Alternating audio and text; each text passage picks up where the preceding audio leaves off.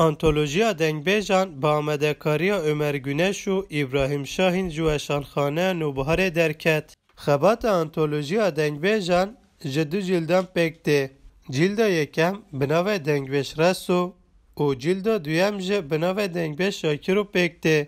Her du antoloji ji 5 beşan pêk tê. Kilamên serhildanê, kilamên evînê, kilamên şer û pevçûnên navxweyî an ku şerê nav eşrên Kurdan de, kilamên xwezayê û beşa pêncan jî ji destanên Kurdan pêk tê. Yek ji nivîskarên antolojiya dengbêjan Ömer Güneş dibêje, nivîsandina dengbêjiyê li ser maseyê nayê kirin û lêkolînê di nav pirtûkan de jî nayê têrê kirin. Yani lazım ku merv biçî welat li qadê lêkolîn bikin. Yani me wek metodolojik em li pey edebiyata dengbêjiyê çûn. Me edebiyata dengbêjî formê wan çi ne, hêmanên wan çi ne, di nav gela çiqas kilam hene, çiqas qeydkirî hene, çiqas bê qeydkirîn hene, çiqas dengbêj dibêjin, çiqas ê ku hene û dengbêjî mezin ê em nas dikin nabêjin û nav gel da hîna jî herêm gund bi gund tê gotin. Li ser vana me xwest ku em di qadê da bixebitin û em her du heval çend cara çûn welat. Her wiha Güneş sedema bi hev re nivîsandina Dengbêj Reso û Dengbêj Şakiro ji wiha anî ziman. Du sedemî henî. Sedema ya taybet em li ser Şakiro zû da sekinî bûn. Peydakirina qasetê wê hêsantir bû. Mal ba me gelek hebûn. Sedema ya duyemîn jî dengbêjê herî navdar yek şûyî bû. Hemî Kurdistanê da dihat nas kirin û hemî Kurdistanê da giringiyek wî hebû, qîmetek wî hebû, pir repertuarek wî berfireh hebû. Reso jî mamosteyê wî bû, li ser wî zêdetir bandor kiribû. Peydakirina qasetê wî jî hêsan bû, me divir da dest pê kir.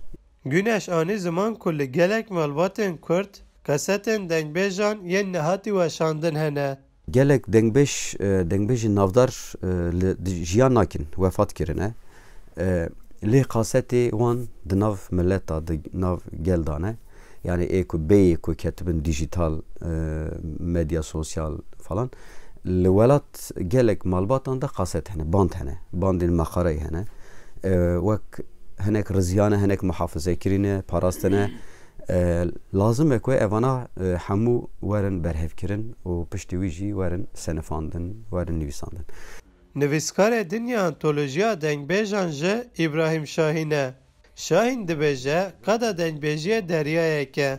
Destpêkî da li ser kilamên Dengbêj Şakiro bi taybetî xebitîn û me dest pê kir pişt em ketin nava deryakî dengbêjiyê.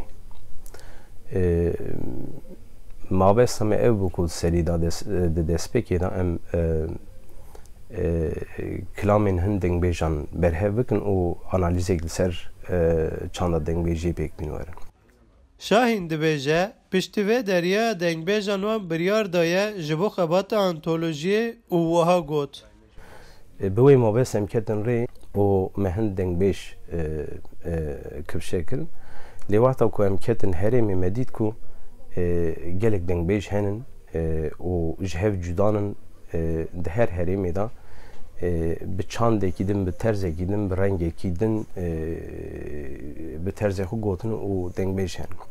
Her wiha Şahin hewcedariya antolojiyê ji wiha anî ziman. Me pêdî ku ev çanda dengbêjiyê ji bo edebiyata modern ya Kurdan bingehîkî gelek kur e.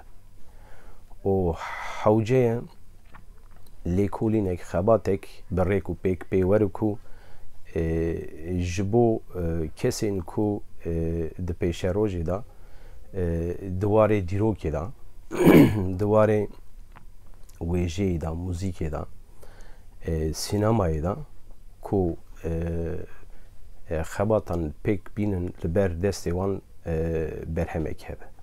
Antolojiya dengbêjan ji aliyê xwendevan û evîndarên çanda dengbêjan ve rastî eleqeyek pir mezin tê. Membotanî, Dengê Amerîka, İstanbul.